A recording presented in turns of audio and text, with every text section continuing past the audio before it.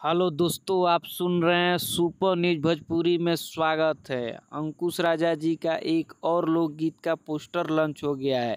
इस सॉन्ग को गाए हैं अंकुश राजा और इनके साथ ड्यूट की है शिल्पी राज। इस सॉन्ग को लिखे हैं बोस रामपुरी जी और म्यूजिक से सजाए हैं आर्या शर्मा जी। इस सॉन्ग का टाइटल है बीबी के गुलाम। क्या यूनिक टाइटल है।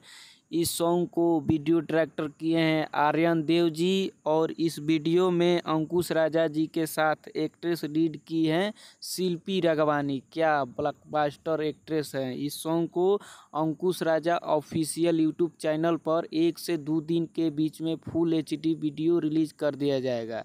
इस सॉन्ग को आते ही आप लोग इस सॉन्ग को खूब सारा प्यार आशीर्वाद दीजिए और इस सॉन्ग को ब्लॉकबस्टर कीजिए। अंकुश राजा जी का एक से बढ़ के एक अपडेट आते रहेंगे। इस चैनल पर न्यू है तो चैनल को सब्सक्राइब कीजिए और बेल आइकन घंटी प्रेस करके अच्छा लगा वीडियो तो लाइक कीजिए। फिर